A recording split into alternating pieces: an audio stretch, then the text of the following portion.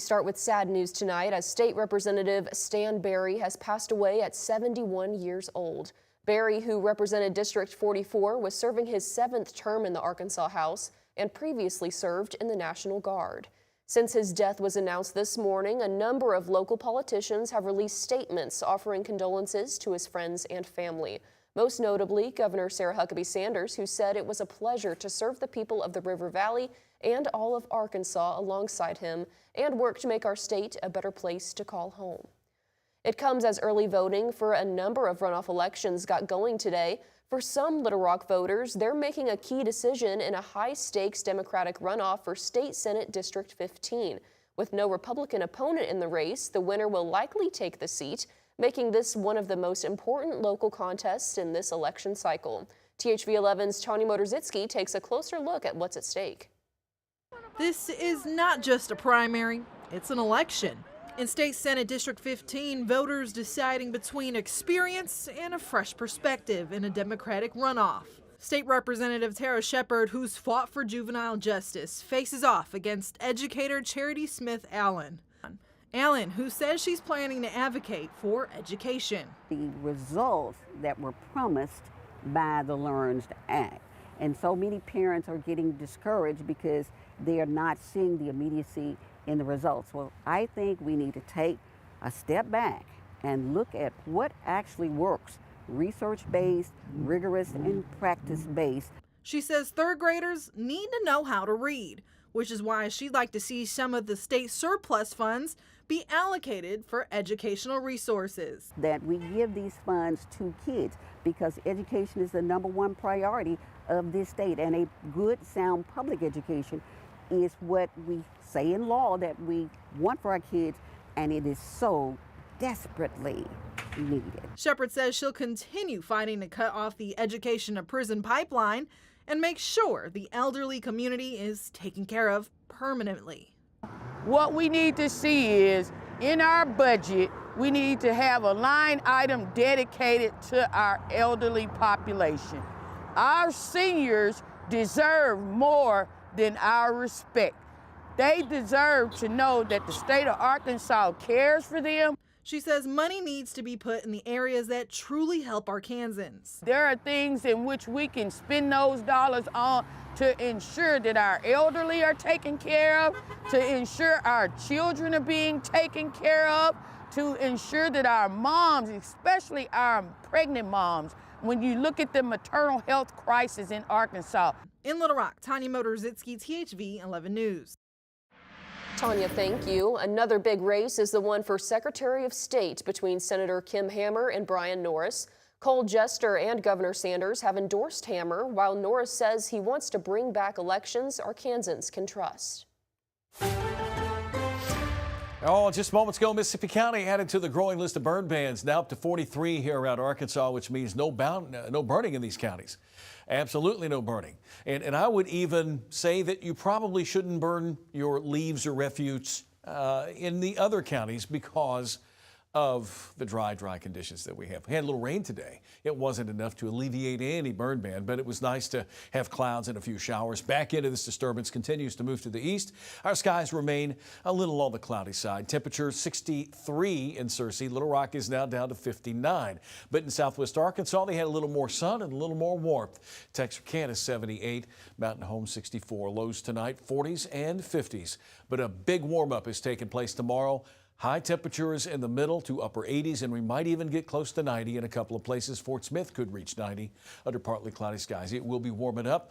Could have some records tomorrow and some records on Thursday. I'll have those numbers in just a few minutes.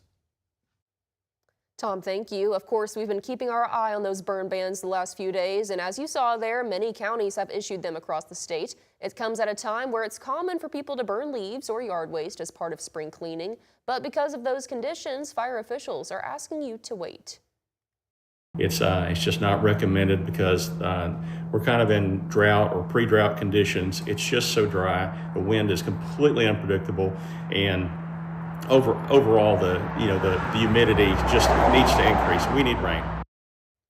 If you plan to burn, fire officials stress it's critical to make sure the fire is completely out because a fire that's smoldering or still producing smoke can quickly reignite.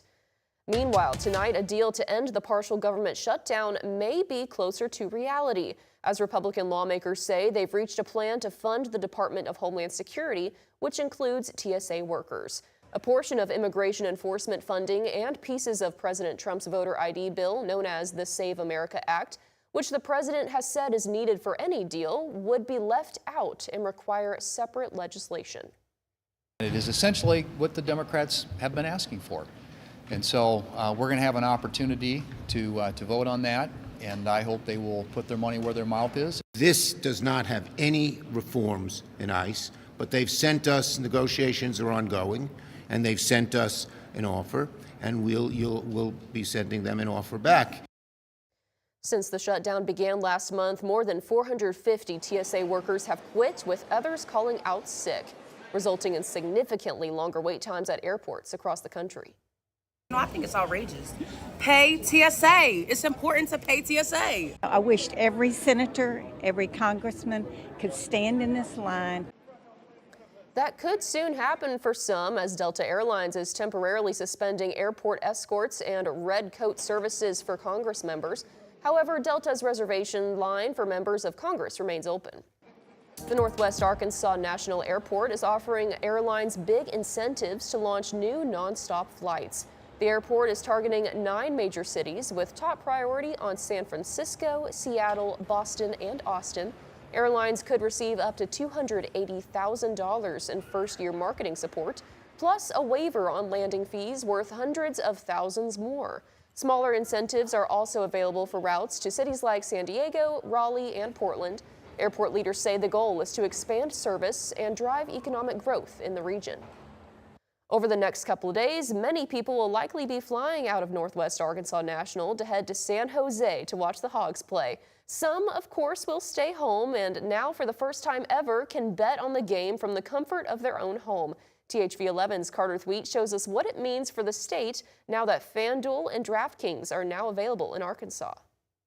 You may have seen the ads. Arkansas, the wait is over. Y'all better listen up. But what do they mean? The ever-growing sports betting industry has reached a new milestone in Arkansas. It's really exciting. Zach Gillum is VP of Racing and Wagering at Oaklawn in Hot Springs. You'll now notice 2 logos in the corner of their sports betting app. Instead of the old app, we have a new app. It's Oaklawn Sports FanDuel. Oaklawn is partnering with the gambling giant, while Southland Casino in West Memphis joined forces with DraftKings. I'm partial because I do work with DraftKings, but I've been around a lot of these sports apps, and this one is probably the easiest to navigate to find what you're looking for. Gillum explained that FanDuel will function as a vendor. In our old app, we had many vendors that we used to help have that app run. We had 2 main vendors. Now we have 1 main vendor. So that's the biggest change, is now when we want to make changes, we don't have to have as many people involved. That means FanDuel provides the app's infrastructure, odds, and more. Both companies are offering deals to entice new customers, with DraftKings and Southland encouraging people to bet on the hometown team. You bet $1 on Arkansas to score 1 point and you win $50. Now you have $50 to play on other things that are coming up. With Razorbacks potentially making this deep run, we take on Arizona, hopefully get that win in the Sweet 16, move on to the Elite 8. In Hot Springs, Carter Thweet, THV 11 News. Carter, thank you. Not everyone agrees with these changes. Saracen Casino in Pine Bluff sent THV 11 a statement saying a local company like theirs pays millions in gaming taxes, while big national companies likely won't.